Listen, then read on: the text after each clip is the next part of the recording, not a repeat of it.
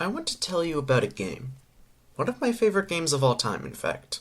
No, it's not Minecraft or Red Dead Redemption 2 or Cyberpunk 2077, nothing like that. It's a simpler game. A game that I'm sure most of you have never even heard of. A game that has rocked me to my core, to put it lightly. A game that has been stuck in my head ever since I first played it. But before we talk about the game itself, let's talk about a little series of drawings called Pine Point. Shall we? Pine Point is a concept of a series of artwork created by online artist ZEZ. You probably know ZEZ as the creator of the animated pilot Ramshackle. Well, she has a second series, that being Pine Point. Pine Point is mainly about two teenagers living in a small town in the middle of nowhere. There's Nil, a short guy that almost everyone hates because of his anger issues, and Dimitri, a tall guy who everyone loves because of him all around being a nice guy. Dimitri is Nil's only friend, and Dimitri is going to be leaving town to go to university at the end of their summer break. A very simple premise, sure, but it's one that works. It works really well despite all of the story content coming from various drawings. It works not only due to the fact that it's an emotionally resonant story, but because Zeddy's artwork is absolutely incredible and elevates the content of said story. It's truly great. There hasn't been a full series of Pine Point, or an animated pilot, but there has been a game.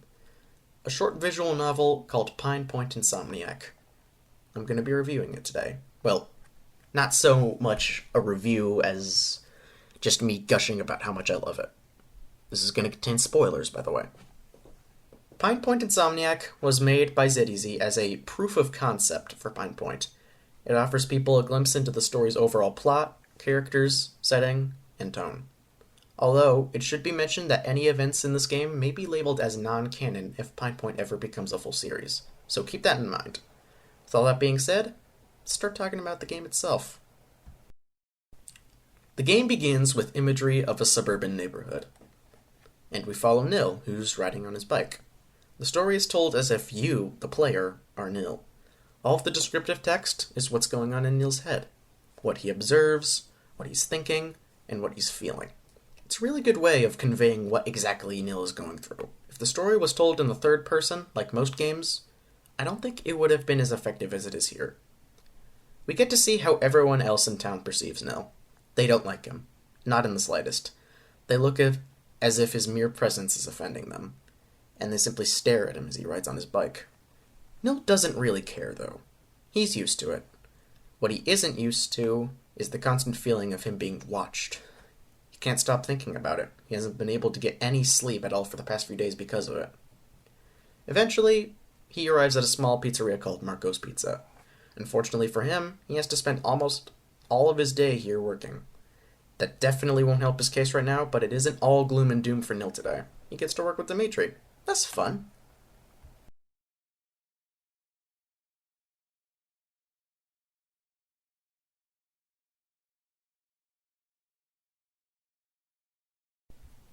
Now, I'm not going to go into too much detail about the story, so I'm mostly just going to talk about the broader stuff about this game. First, let's talk about its overall vibe. I don't think I've ever played something with this sort of unsettling yet cozy vibe before. It really highlights the headspace that Nil is currently in and perfectly illustrates how he's constantly on edge. There's also this overall feeling of melancholia that I get while playing this game that I haven't really felt while playing other games. The artwork only amplifies the tone and aesthetic. It's really good. Character designs are instantly recognizable and distinct. The more sketchy and hazy art style used for background characters adds to the uncanny vibe of the experience, and I love the use of real-world imagery. The 2D drawn characters against photorealistic backgrounds it's an aesthetic I absolutely adore. It makes everything just so much cozier, and it can also make it creepier in parts. The writing in Pine Point Insomniac is great. All of the character interactions and dialogue don't feel like they're forced. It feels like you're just listening to people having normal conversations with each other. All of the descriptions given to us about the environments and how Nil is feeling aren't too detailed, which leads us to imagine the finer details for ourselves, and that's nice. The music is also really nice as well. I'm not sure if I'm allowed to play any of the music here because of copyright and all that, so I'll just show a list of all the songs included in the game on screen now. Each song fits the tone of the scene they're in really well, and only enhances the experience, as any soundtrack should. The music that plays in the kitchen right here of the restaurant is really cozy and laid back, and I especially love it when the guitar comes in after the lyrics end. Through Nil and Dimitri's conversations, we learn that Dimitri is Nil's only friend, that the two have been friends for as long as they can remember, and that Dimitri is going to be leaving Pine Point at the end of the summer to attend university. Of course, Nil doesn't want Dimitri to leave. And I mean, can you blame him? Having your only friend leave you is a scary thought no matter the context, and I just feel really bad for Nil throughout this whole story. I just want him to be okay. I really hope he's going to be okay.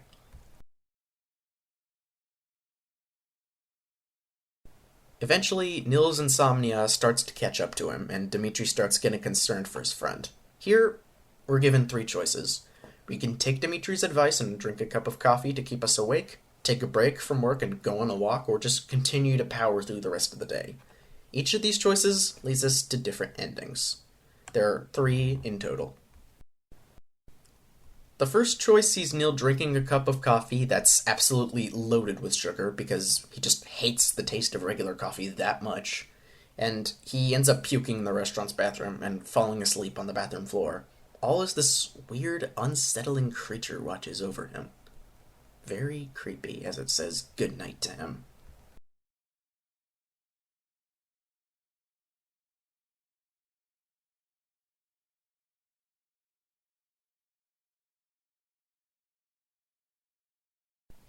The second choice has Nil going outside to take a walk. He runs into Momo and Journey, 2 of Dimitri's friends, and his bandmates, while trying to get himself a soda at the gas station. Momo ends up giving Nil some melatonin after she realizes that he hasn't been able to hit the hay in a while, and later at night, Nil gives in and takes the melatonin, only to find out that, whoops, it wasn't melatonin. Knowing Momo, she either got the pills mixed up with different ones, or gave him drugs on purpose as a joke. From here, Nil finds himself in a nightmare, and the unsettling nature of the game is on full display here as Nil hallucinates his worst fear, getting left behind. It's really sad. The third and final choice we're given is to refuse Dimitri's offer for coffee, and Nil instead agrees to sleep over at Dimitri's house after work. And then we get to see what is by far my favorite part of the entire game. This is where the cozy vibes of the story reach their heights, and it's such a relief to see after we've been forced to endure all of Nil's insomnia and do stressed for the whole story. The warm feeling given by the art here, combined with the soft sounds of an acoustic guitar, makes this a really powerful moment, with Nil reminiscing on his past with Dimitri, and Dimitri promising Nil to make this summer the best of their lives before he leaves. This moment shows how strong of a bond these two have, and it's just so heartwarming to see. Things might change for the two of them soon, but for now, everything is just fine. The game ends with Nil finally drifting off to sleep, listening to Dimitri's guitar as the credits start to roll.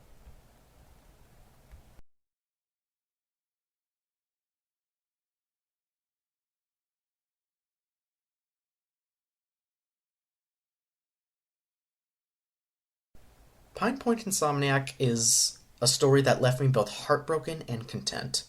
The idea of someone losing their best friend and there being nothing they can do about it is such a depressing thought, but the happy ending with the reminder that the two of them still have time left together is downright beautiful. I've never seen a story with this small of a scope give me those feelings before, and I'm so glad that I stumbled upon this game when I did. I love Pine Point, and I don't think I'm ever going to stop loving it. I absolutely cannot wait to see what ZEZ comes up with next for the series. I just hope that Nil gets his happy ending someday.